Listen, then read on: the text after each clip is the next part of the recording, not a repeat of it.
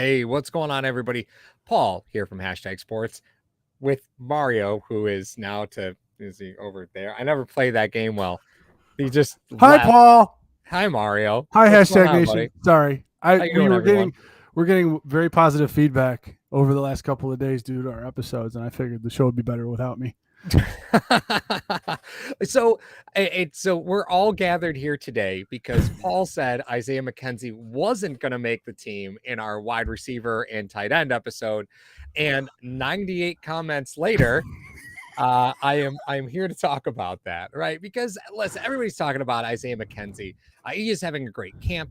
But I think there's a lot of layers to that. So let's just talk about it, right? Here at #, we always try and maintain, to be objective. And, this is just what I think. And Mario thinks differently, and that's okay. So let's just figure this all out together, shall we? Thank you for everybody over in the comments section. Thank you for those joining us on the live. And of course, if you're watching the rewatch, make sure you go down and hit that subscribe button and make sure to follow the page on all the socials, TikTok, Facebook, Instagram, Twitter, please, because Mario just dug that into a hole. And I got it canned. Yeah, you go one-on-one with a Patriots fan. You expect to say certain things. It's like allegedly. Allegedly. So, we also have to thank Sean Rogers, Mr. Rogers Homes, the sponsor perennially for our Buffalo Bills channel. If you are looking to get into the rental property game, you want to own a property, maybe you don't even live in Arizona, Sean is the guy to talk to. He can help set you up with not only a rental property for you to maintain and own, but also you need help with companies to property manage for you. He'll help. He's all there for that wealth management, as he likes to call it. So, hey, listen, if you're in the business of making money, give Sean at MrRogersHomes.com a call. All right, so let's get moving, shall we? So, Mario. Yes, sir. As I had mentioned previously in the intro, I got absolutely, and everybody was kind. So let's just put it out there, right? Everybody was kind. They know you're in the comment section. If it was me in the comment section, I would have got lambasted for that take. I'm going to say you don't have the best reputation in the comment section. This has been proven over time. No, it's funny because Paul was talking to me the other day, and I was like, hey, this and this and this. And he goes, wait, you were in there?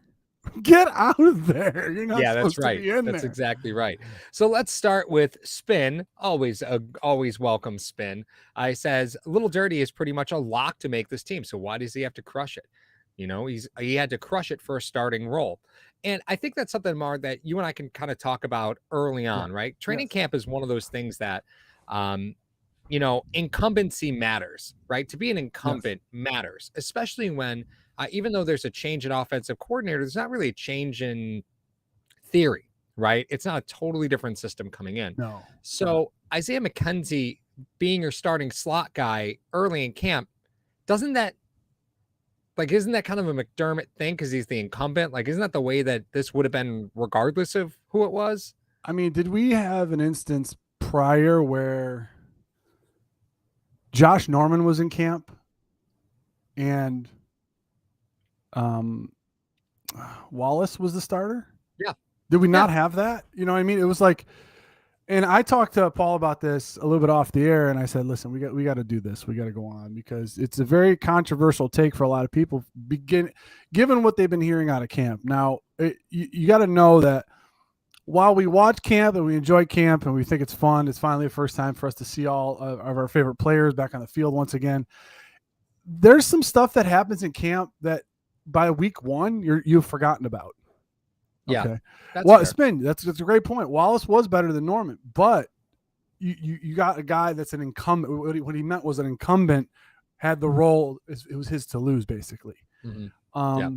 So we talk about it.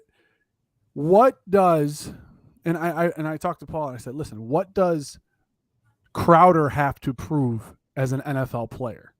Mm-hmm. Like McKenzie had a couple good games. Don't get me wrong. However, Crowder up until yesterday wasn't practicing. So obviously McKenzie's going to get all the snaps. So, but what does Crowder have to prove in the NFL that McKenzie, you know what I mean? Like McKenzie has to prove that he can, be a very consistent threat at the slot position. Crowder doesn't have to prove that. He's already proven that over two separate teams. That's true. So Yeah. that was the discussion we had a little bit earlier. Right. And Crowder has played a variety of wide receiver positions, right? He's played outside. He played outside for Washington. He did move into the slot. He played the slot primarily with the Jets, and that's really where he saw, a pretty fair amount of success. But, getting a guy like Jamison Crowder, I think, is exactly what you need to do because it makes your wide receiver group more versatile. He did the same thing with Emmanuel Sanders. Like, I think there's a theory there, right? Yeah. There's a way that this team likes to build its offense, and going out and getting a veteran guy that can kind of play all over the place for you. That's what you need. Right. And I think all that makes sense. Oh, absolutely. It does make sense and that's the discussion that Paul was trying to have, other than the fact that, we even got into the statistical portion of it, which Paul will get to, but you start to look at it. Okay. In McDermott's system, incumbents always have a leg up on anybody that's coming in. Number one. Number two, it becomes their position to lose. And then number three, it's they have familiarity with those players already, and those players already have familiarity within the offense. So Crowder having to miss time and being in a new offense, he's going to be behind the 8 ball a little bit. And I don't know, drop in the comment section some names you may have remembered that were killing it at camp that eventually fizzled out or faded out. I mean, Paul, Isaiah Hodgins, couple years ago. Isaiah Hodgins, that was last year. It was last year. Hodgins was on fire last year early in training camp. I remember when the Bills drafted James Hardy, and it was all people could talk about was how great James Hardy was. And Brandon Powell, people were talking about Brandon Powell, was absolutely torturing the first 3 Nathan Peterman moved up to the backup position in camp, guys. Nathan Peterman started for this team. He ended up starting, but he moved up to the backup position in camp. Yeah. I remember interviewing him. Yeah. That when we had credentials when we went to camp the one year. Boy, that was a foolish mistake for Buffalo, wasn't it? It was fun. That was a lot of fun. Getting to talk to all the players and stuff. I could jokingly say that at one point the Bills gave credentials to just about anybody. Oh yeah. I interviewed that. Nathan Peterman and I showed the video to my couple of my buddies, and they were like, "Who's the quarterback here and who's interviewing him?" I was like, okay. But we got names coming in the chat: Duke Williams, Christian Wade, Daryl Johnson. You know what I mean? There are some guys that will shine in camp. I know that McKenzie's a little bit, and I'll stop the argument right here. And a lot of you guys might come up there and go, well, McKenzie has played. A lot of those guys didn't readily play. Hodges didn't. Hardy really didn't play that much. Wade never played. Duke Williams got a little bit of time, but Daryl Johnson got a little bit of time before he was traded eventually. But the point is, don't put so much in the training camp basket, so to speak. I'm with you on that, Mar, because if you look at the Bills depth chart, right? So you got Diggs and you've got Davis. Neither of those are stepping into the role that you would ever, that you're going to ask McKenzie to play, right? Crowder is probably the most logical competition. Crowder has been hurt. Khalil Shakur, when have you ever seen Buffalo put a rookie in over an incumbent in training camp ever? So that's not going to happen. Tavon Austin has been around forever, right? But they really look at him as solely a returner. Jake Kumaro, again, is filling a special teams wide receiver role. Marquez Stevenson, again, is banged up yet again, but they see him primarily as a returner. Isaiah Hodgins, you wouldn't put in the slot. I mean, that's not really the fit. Tanner Gentry, I mean, are we really going to have the conversation of who's a better slot receiver, Tanner Gentry, Isaiah McKenzie? No. And Neil Patel isn't going into the slot either. He's an outside guy like Isaiah Hodgins. So when you say that McKenzie's lighting up the slot position, sure, yeah, absolutely, I understand, because look at the competition that he's had to go against. Of course he is, right? If he wasn't, there'd be a big problem. But what I'm saying is, what you're seeing is not necessarily the long term. I can't imagine that it was just Brian Dable that was frustrated with Isaiah McKenzie, because we saw him lose special team snaps, and we've seen McKenzie's snap count drop every single season the last 3 years, right? There's a reason for that. It is weird that that's happened. All Dable. Yeah, you had, remember, they picked him up as a free agent. Did they pick him off of waivers, or was he just a free agent? He was picked him up off of waivers from Denver. So they saw a little bit in him. He comes in. You know he's not beating Cole Beasley out. Now, Right. You want to put Cole Beasley and Jamison Crowder next to each other. I'm going to pick Crowder. 100 10 out times of out 10. of 100. Yeah, So, absolutely. Yeah. So is the disagreement right now, because I had McKenzie making the team. Mm-hmm. I still have him making it because even when you had Beasley, you had to have that insurance policy. Right. I think McKenzie is that insurance policy. Mm-hmm. You have him not even making the team at all. Which I you know, as soon as you said it, if you guys want to go back and watch that episode, I was like, he's not even making it. I mean, he'll be the backup. Like, he'll be the backup to Crowder, you know. And I think this team, I think everyone can agree, there's a lot of depth on this team. I mean, yeah. McKenzie. Do you think McKenzie? How many teams do you think McKenzie realistically? Let's just ask this question real quick. Could start in the slot position in the NFL? That's why I said that you could cut him. That was the reason why I said you could cut him. Oh, okay. Right? Was because when you look at when you look around the NFL, McKenzie could be of interest to a bunch of other teams, but the reality is the last 2 years of film, he's had great production, but a lot of that was scheme, right? He wasn't running real complex routes. Like he wasn't asked to do a whole lot. So I think when you start looking at the nuts and bolts of the film, I just don't know what's really out there for him, you know? And that's why people say, well, he keeps taking a team friendly deal. Well, yeah, look at the film that he's put out. Sure, he's had production, right? But he's also had significant snap drop. And he was typically schemed open as opposed to earned being open, you know? Yeah. So and that's where I sit. And that doesn't make a lot of people happy, but it's just my perspective on his production. I'm not certainly going to complain about the fact that he had a career year a couple years ago when he was lights out, scored a bunch of touchdowns. Great for him. But the fact that he's come back on 2 team-friendly deals for just a couple $1 million at this point, and I understand people say, well, McKenzie just got paid big money. Not really. Like, No. if you look at the money that McKenzie's making, he's the 3rd highest paid wide receiver on the team. And that's not saying much because Crowder's only making 1.9 this year. So like, it's Stephon Diggs at 11.7. We're just talking cap hits, right? It's Stephon Diggs 11.7, Jamison Crowder at 1.9, and Isaiah McKenzie at 1.8. Kumaro at 1.1 and Gabe Davis at 1. Like, you've got a whole bargain basement bin of wide receivers, and it's just a fun game to play of who are you going to keep, because financially it doesn't matter who you keep. It's all the same. They're all the same at that dollar amount. Yeah, and I'm going to say something that'll piss Apex off just for a second, because he said your perspective is a minus. I'm going to say this. Right now they're saying that McKenzie is doing very, very well in camp. You know, because he just said he's not putting stock in camp. He's putting stock in what McDermott and Dorsey are saying. Okay. Right. Because no one's allowed to, say stuff in camp. I mean, that they won't be raked over the coals with later. Mm-hmm. But if McKenzie is so good and going to be doing this, that, and the third for this team, why did they go out and get Crowder? There's something, again, we talked about it right at the beginning of the episode. They love to go out and get the veteran that you can just play anywhere. Yes. Unfortunately, Crowder's been banged up, so you haven't really seen what he's capable of doing. There's the Tanner Gentry comment. No, listen, I will take all the Tanner Gentry smoke. He's not making the roster. I'll take all the smoke. But Steve Rose brings up a great point. He says, I wish we still had Beasley. He was he was so unappreciated as a safety blanket on 3rd down. And I understand what he's saying, because Beasley was a wild card. You would just send him out there and he would just find ways to get open. But Cole Beasley is also still a free agent. He's also still a free agent. And then Crowder will have those games. Well, he won't just get open. He might take it to the house for you. He's much more of an explosive player. Right. And I think that's the difference, right? Crowder has shown to be a little bit more of a lateral threat than McKenzie, right?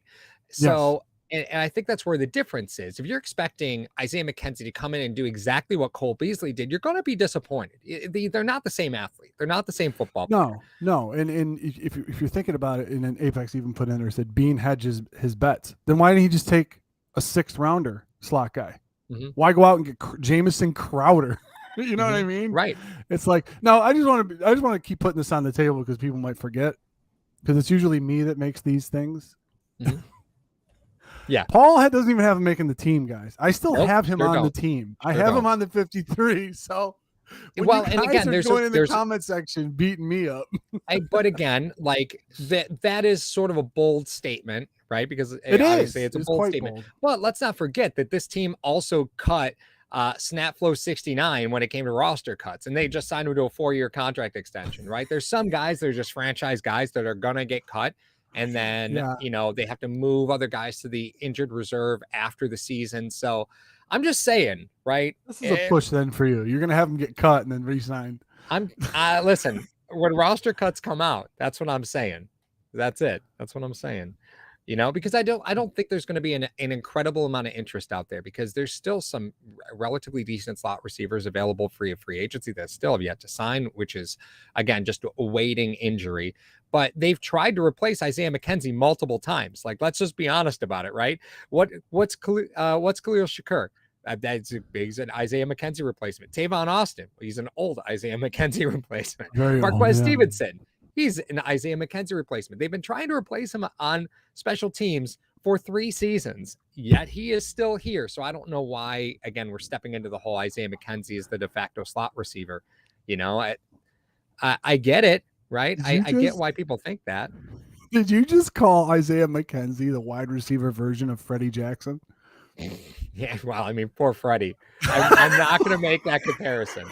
I'm not going to make that comparison. The guy got his position drafted 3 times and still was on the roster. Yeah, that's phenomenal. That's what happened. They drafted his replacement 3 times. That's what happened with Fred Jackson. Yeah, but and again, as I said, I don't expect that to be a popular take, but that's fine. But I just think that it's good to have the conversation to just say, pump the brakes a little bit on the local media's, exuberance of Isaiah McKenzie news, because really, when you look at it, he hasn't had any competition. He's going to get all the snaps, and he should be doing what he's doing, right? It's expected of him. He's been on this team for 3 seasons at this point, right? So this is expected. You gotta pull seasons like this. Well, actually 4 seasons now. That's because Bills picked him up in 18. So he's been on the team for 4 seasons. He should be performing like this, right? Like, he should. He should be performing like this. Haven't been in there, and like I said though, it's one of those things where I guess the point of it is, if you guys want to, talk about him making the team versus not making the team, the inflated fawning over him at camp. It's a camp to me. I very rarely will take a lot of stuff, either sound bites or things that are going on at camp with, I take it with a grain of salt, because I know everyone's finally excited to have football back. Everyone's, they see a guy make a couple of plays and all of a sudden he's going to be a beast. You know what I mean? It's just, it's one of those things. I mean, and again, let's not forget, Mar, that all these, the offensive drills that people have seen, I think today's a closed media day anyway, right? So that's that's really where the sausage is made, right? Are the closed media days.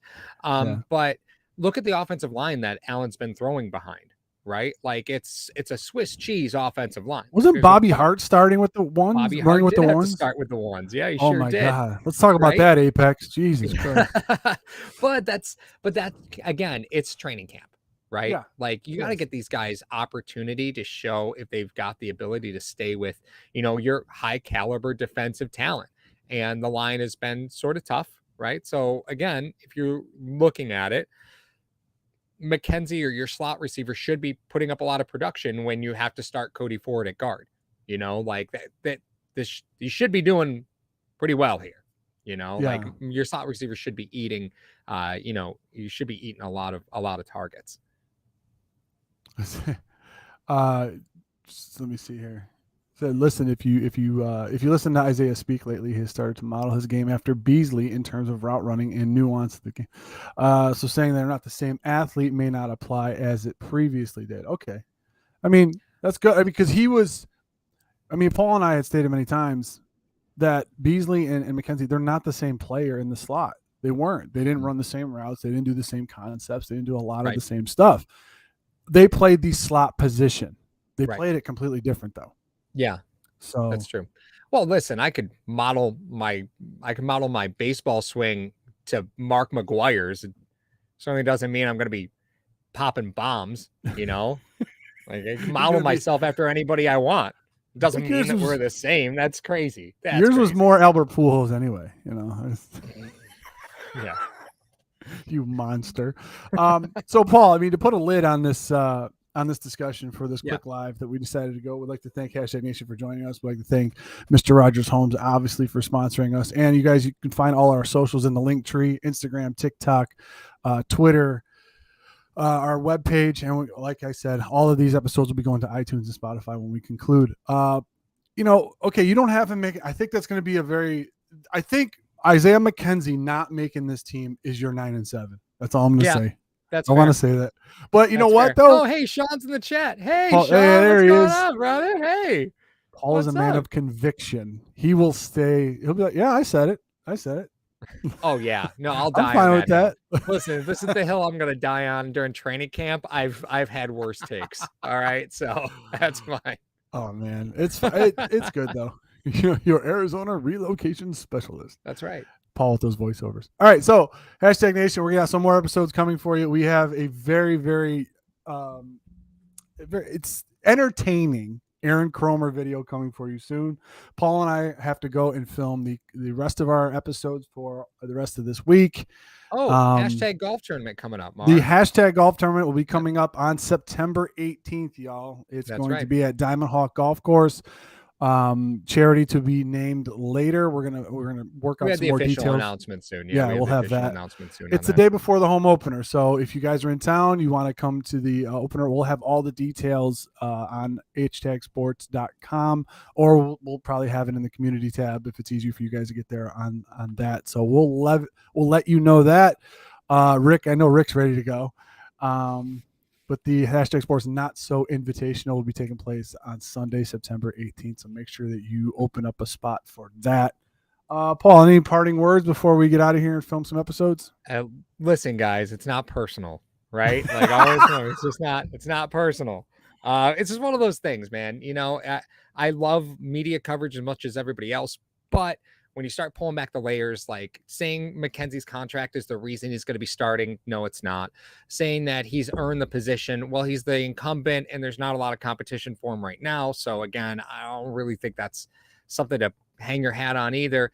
I think the competition's a lot tighter than a lot of people want to admit right now, because it's fun to pull for the face of the franchise, right? Like it's fun. You want to pull for him. He's a good dude. Like, you know, everybody on the team loves him.